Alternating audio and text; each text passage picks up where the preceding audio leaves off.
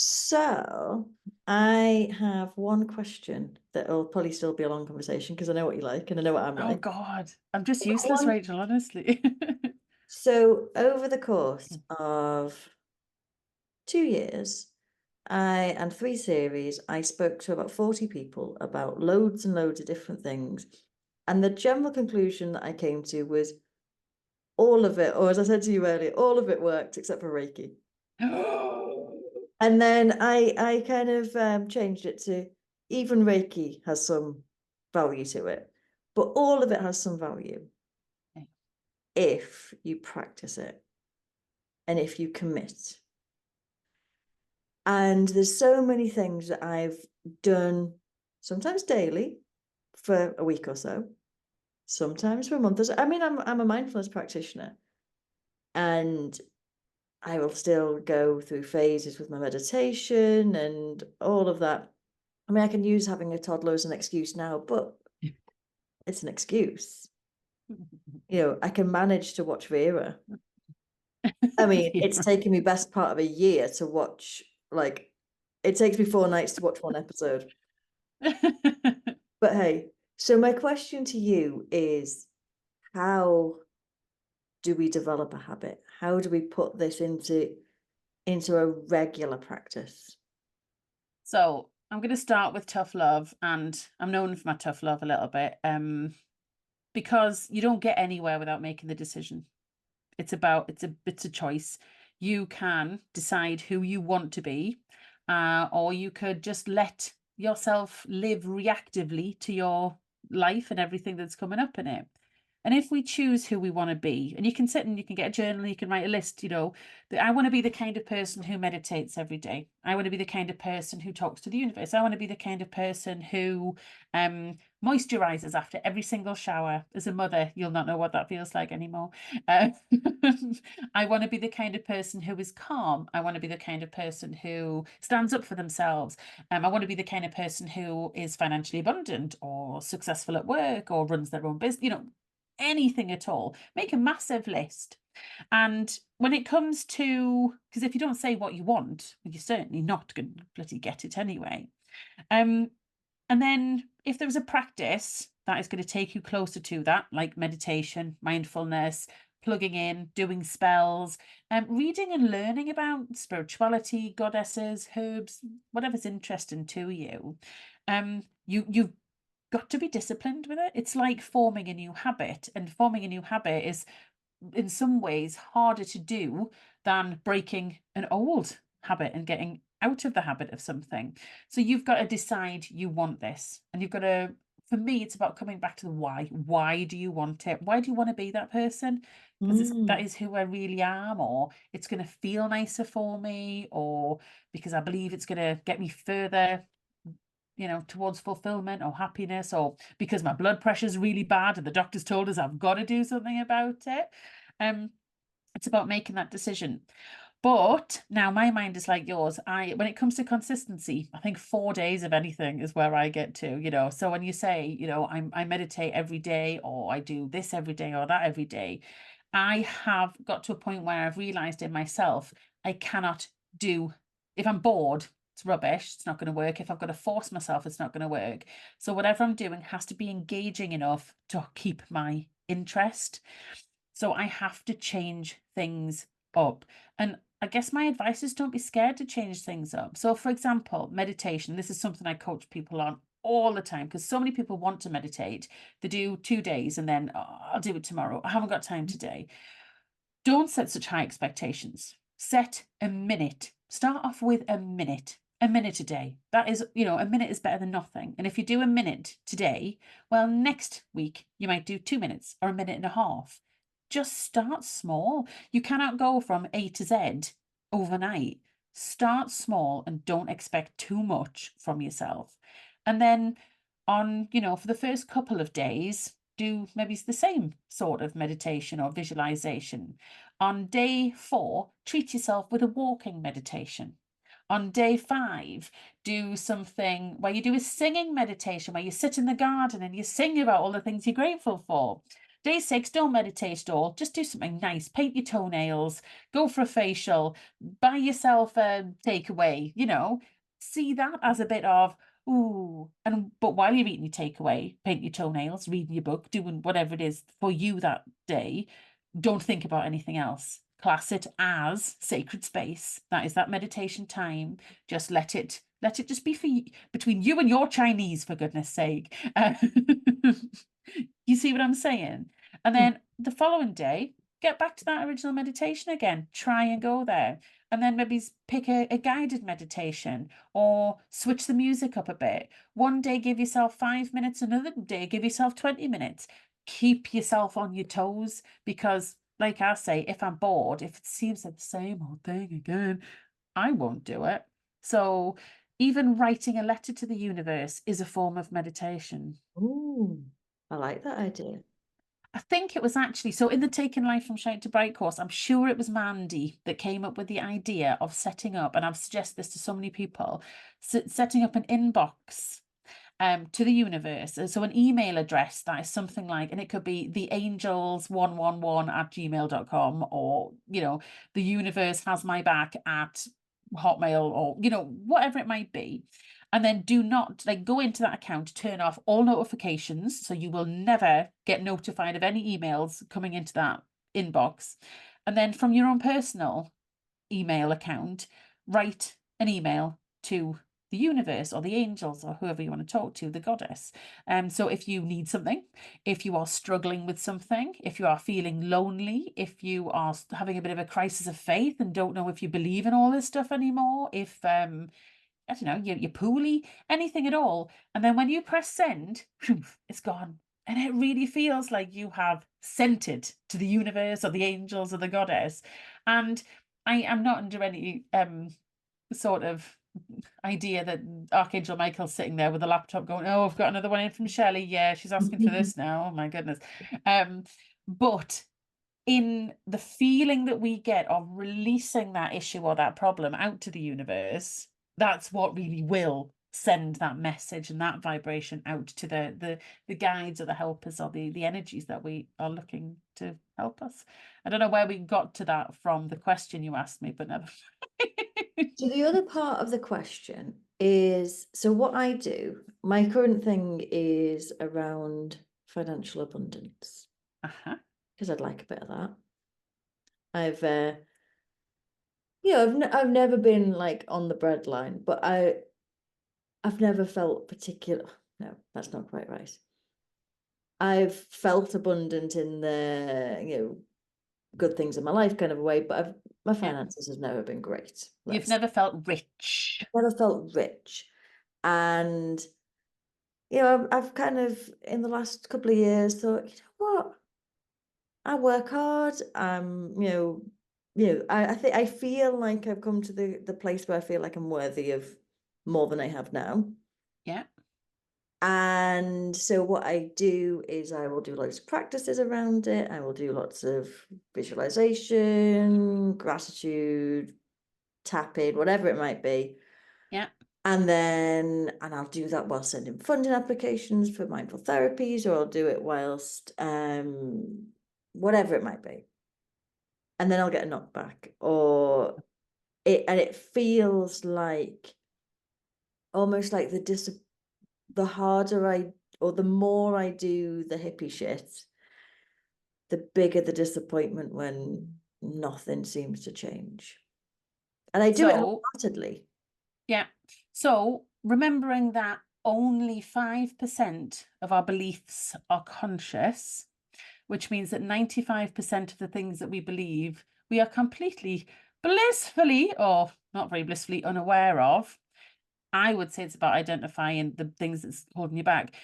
Before, when you were trying to describe the situation, you were using words like abundance, and then I said rich, and you could see your body go, rich. What's wrong with the word rich? Oh, I literally know what happened there. That was literally me going, oh, well, there might be people watching who might judge me. There you go. God, you're good. I am. It's not me. It's the universe tells me what to notice. But this is it. So what I'm seeing here, if you come back to those three things we were talking about before, again, whether it's witchy spells or manifestation, is it possible? So, and this is asking yourself that question and really, really being honest, is it possible for me to be rich? And if you get a yes, I feel really comfortable saying, you know, I'm worthy. Well, I am, you know, it is possible for me to be rich.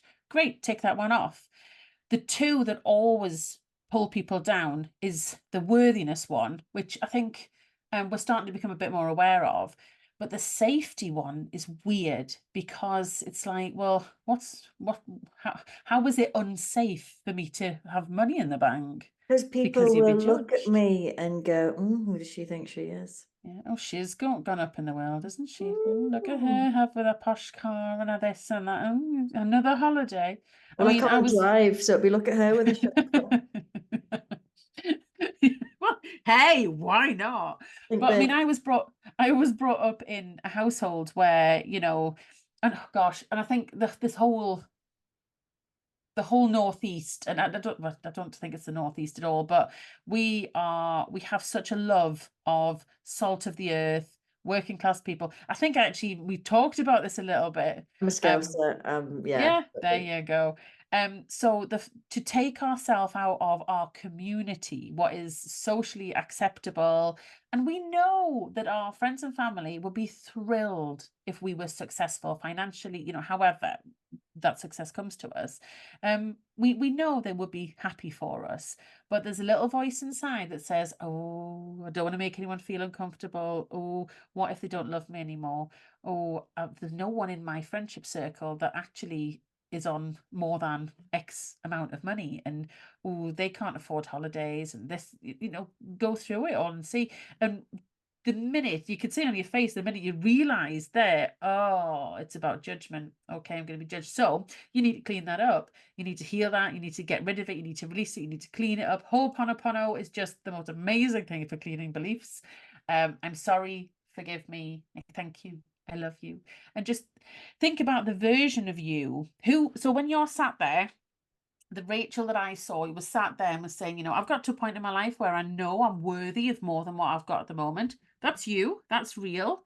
Now we've got to find the version inside, the version of you that is frightened of being rejected, is frightened of being you know, pushed away from her friends, of being judged for having money. And you find that little version of you inside and give her an appearance. Is she, and it's weird because when we talk about money, for me, rich people are clean. People who don't have money are not. And I was doing some belief work with myself around finances a little while ago, and I came up to find that there's a belief I'm carrying deep inside of it, is that I'm not clean enough to have money, which is the weirdest thing. I shower every single day. But you Okay. know, there's dog hair tumbleweeds rolling around my kitchen, and I have kids that have made things sticky for a very, very long time. And you know, from Kit Kat fingers to now the little one has like a slime factory going on in the conservatory. So there's fucking foam balls and glitter everywhere every day. She's now moved on to these Taylor Swift clay bead bracelet things, and she's got this machine that just fires them across the kitchen. Or I shall tell you a story in a minute about Tabby, but never mind. Um, so you know, have I gone? Yeah. So in my head, my house is a scruffy mess. So if Mm. my house is a scruffy mess, then I can't be rich. I can't be wealthy because I'm not. My house isn't polished and clean enough to be wealthy. However, if I was wealthy, I could pay a fucking cleaner to come in and sort all the clay beads and glitter out for me and the dog hair. So you know, it's one of those cycle chicken and egg things, but it's about finding the belief or the stuck in you that is stopping or is causing resistance and stopping you from getting what it is that you want. I grew up on Roald Dahl books and they're fabulous, but he does not champion the underdog. The And, world does. and the in those books, the rich are mean and Mhm. nasty and horrible. Who'd want Watch to? any movie, any family movie, any Disney movie. The rich people are the baddies, and the poor underdogs are the goodies. The And meek will also, inherit the earth. Think I was about just gonna that. say it comes into religion as well, doesn't it? Yeah, That absolutely. it's not spiritual to want wealth. No. but it is, because it's fine. There is actually, and I need to get this quote, I'm useless with quotes, can never remember them, but there is actually somewhere in the Bible that says, and it's Jesus that actually says it, according to the Bible, I want everyone to go out and make an abundant living with the gifts that they've been given. Oh, So nice. that's in there somewhere, but no one chooses to focus on that, because that gives people a sense of freedom and power to, oh, you're good at this, then go and do it and make loads and loads of money from it. But if you join the church, like, to go and be a nun, what, you've got to give up all physical possessions and everything else. And if you think how many people moved through the history of the development of Christianity, how many people gave away everything because that's what God would have wanted. And I'm not, hey, I think it's nice to share, don't get me wrong. And if I had food in my fridge and someone needed some, I would invite them for tea, or, whatever. I've taken people shopping for food because they haven't had anything before. But at the same time, But put your own mask on first. yeah, absolutely, 100%. I nearly said absolutely again. So what happened to me yesterday was so I've been doing all of this stuff, planning the podcast, re-release, doing some Paul McKenna stuff, being very positive and believing and all of that kind of stuff. And then two things happened in quick succession. One is I logged into my Universal Credit account and they had miscalculated, and I was going to get paid a third of what I should be getting paid. And then I got an email from a potential funder for mindful therapies saying we're not going to take your application any further. So it was two blows in about an hour. And to talk your language, my vibration went, yeah. And it was that kind of, what's the point? This isn't gonna, all of that kind of stuff, and some pit of the stomach stuff and some quite unhelpful thoughts. So what do you do then in terms of, do you just slog back at the habit, or what do you do when you get a knockback? So I think knockbacks are the part of life, and whether you're a billionaire or whether you are, having your own business, and whether it's family stuff, there's always going to be knockbacks or, shitty times, basically. The key, I believe, is you got to feel it and you've got to acknowledge it, because to just look at it and go, oh, it's, not even open the email in the first place, it's not going to work. But you've got to acknowledge it and you've got to feel it, because that's part, well, I guess when it comes to the manifestation cycle, that's what we call the contrast. That is the way that okay, so it's a bad thing. I don't like how this feels. But we then have to use it. And you can, you can have a little pity party for the rest of the day, a couple of days if you want to. Take time off, go hide in bed, don't come out again, whatever. But draw a line. Draw a line and say, right, I'm done. I felt sorry for myself. Let's turn this around. And you've got to start asking yourself questions like, number one, and I know some people don't like this, but why have I attracted this? What have I been sending out into the universe to make this happen? Number two, what can I learn from this? Right. How am I feeling? And sometimes, and especially if you're in the emotional blech of it all, you look at those two questions and go, fuck that. I didn't attract this. Can't fucking learn anything from it. I can learn the universe is an arse bag. That's all. Sorry, universe. I'm not saying that. I'm just doing an example. Just in case it, misunderstood. So it's about learning from it and looking and going, right, okay, and start. Again, we can't go from A to Z overnight. It's about slowly starting to bring yourself back up again. So if it is, well, we'll take your examples yesterday. So that, the funding knockback, the universal credit thing. So looking at that, being in it for a bit, this is shit, this is awful, have a stomp around, eat some chocolate, throw stuff, cry, ring someone, tell them how awful it is, have a bath, take a breath. Right, okay. And then just start to gradually shift your vibration around that thing. If you can't, if it still feels that horrible, put away, go and watch Vera, or take, your daughter out for a walk, or read a book, paint your toenails, meditate if you can, go to the beach, do something totally unrelated that will take your mind out of that situation. Because when you come back to it, you'll feel a little bit better. And we'll just start to switch it up a bit. So we look at the bad situation, what we don't want. We don't want to not have any money. We don't want to feel financially unstable. We don't want to have to worry about our business.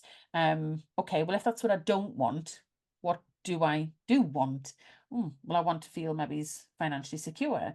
I want to be able to guarantee my business is going to be thriving within 3 years' time, 5 years' time, whatever, and use those and pick out how you want to feel, because you might not know what the future is going to look like, but everyone knows how they want to feel going forward. And then you start to turn it around. And you go into affirmations if you feel positive enough to actually sit with those, because they only work if you can let yourself be okay with trying to believe them. So, I'm looking forward to getting a positive funding application. I'm excited to open my universal credit account and see that they've rectified the mistake They and have paid me done. compensation. There you go, sorted. So turning it around and looking and finding out a different way to word it. That's the thing. Abraham, you've heard me talk about Abraham Hicks 100 times. Abraham Hicks always says, reach for that next best feeling thought. So if your thought is everything's shit, reach for what, don't go for, everything's amazing and I'm a miracle walking. Go for something a little bit easier. Like, so your original thought, everything is shit, everything's awful, the business is failing, I'm not going to be able to feed my family for the next week. Take that thought and go, right, what's the next best feeling thought you can find? Okay, so you know what? It's highly likely the universal credit people will sort themselves out. I might have to make a phone call, send an email. It's a pain in the ass. Likelihood is it's going to get resolved. Funding thing, you would look at and go, okay, well, there's other options. There's other places to apply. There's different ways of doing things. I don't just have to put all my eggs in this one basket. It would have been nice and it would have made life so much easier and I would have been so super happy. But it didn't work. So, okay, there are other options. I don't know what those options are today, but I'm sure there will be other options. So just looking for that, like almost don't go at the top of the staircase, just hop up one level and see if you can find a thought that feels just a little bit better from the thoughts that you're currently sitting in. Does that make sense? Just, I like the fact that it could just be do your toenails. Yeah. Which you did mention twice. Yeah, You're well, really into your toenails at the minute, aren't you? Actually, no, my toenails are horrendous at the moment. It's probably a subconscious thing telling me to go and do my bloody toenails. So, any final thoughts about the world of witchcraft? Oh, wow. Oh, you know what? You asked me this on the original interview, and I was listening in the car and I laughed because I actually said final thoughts. Oh my God, I have so many. Which one shall I pick? Don't be afraid when it comes to witchcraft, magic. It's this is you. This is you. Don't be afraid to find yourself. Don't be afraid to stand out, to be different from everybody else. Don't be afraid to give something new a go.